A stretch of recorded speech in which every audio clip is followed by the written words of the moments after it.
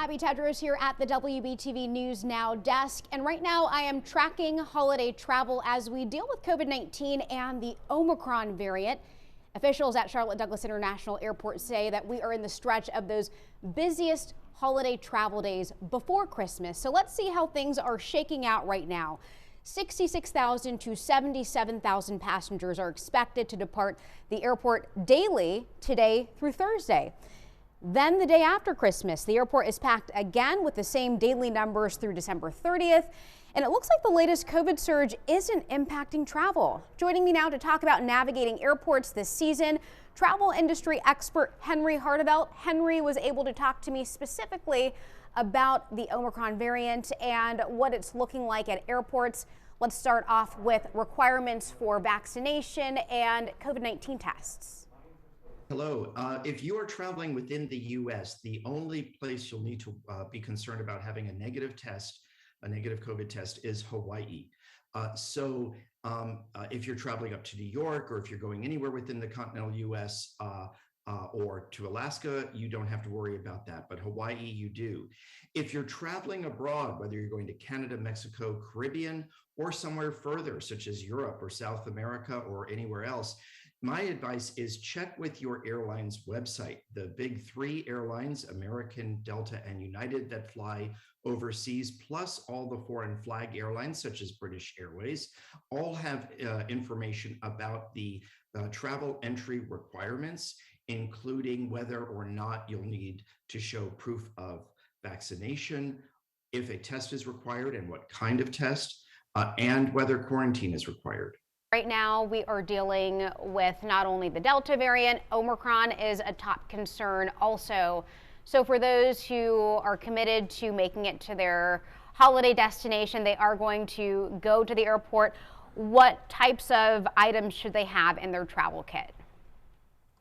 Well, obviously you want to make sure you pack your mask. You are still required to wear a mask at airports and on the airplane. And you may want to bring an extra mask or two for you, and probably more if you're traveling with kids. Masks sometimes get lost. Sometimes they get stained.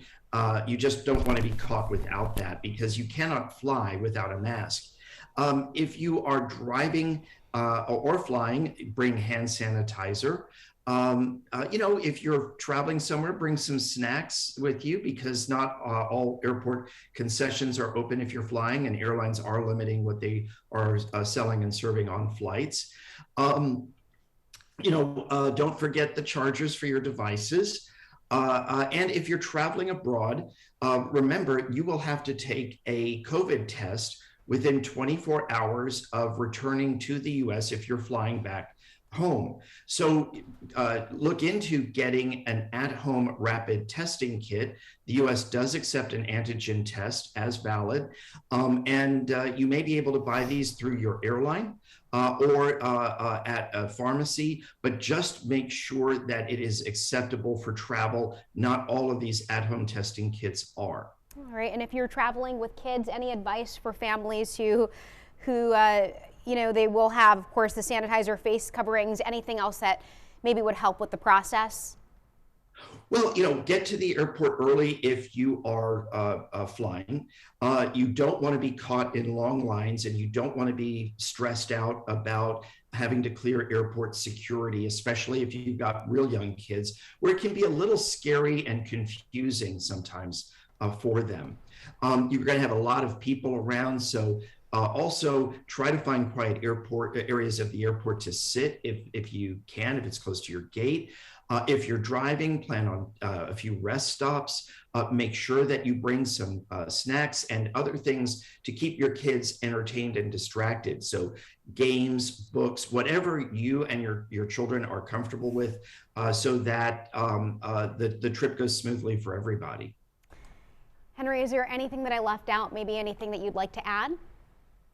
Well, this is a really, really strong travel season, which is good for the travel industry and good for us. It means that we feel confident enough to travel, and hopefully everybody has good, smooth travel plans.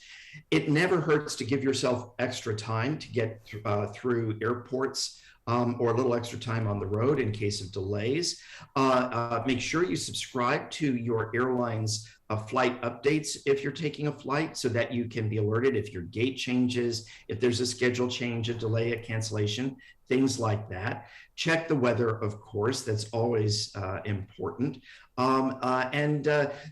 Just try to relax, be patient, and enjoy the journey as well as your trip at your destination. Considering the numbers that we are expecting to see despite Omicron, do you have any projections for 2022? Well, I think 2022 at this point will be a good year for the travel industry. But right now, Omicron is certainly casting a big shadow, and I think it may have more of an effect on the industry in the first couple of months. I think people are going to be very watching the data very carefully and trying to figure out if it's okay to travel. International travel right now is more speculative than domestic travel because of the changing entry requirements. Some countries are in full or partial lockdowns. Some of the entry requirements are unappealing to us as travelers. If business travel starts up again in 2022, as I believe it will, then the industry certainly financially will have a better year next year than it has had in 2021. Right, Henry, always appreciate you chatting with me in the News Now desk. Thanks so much. My pleasure.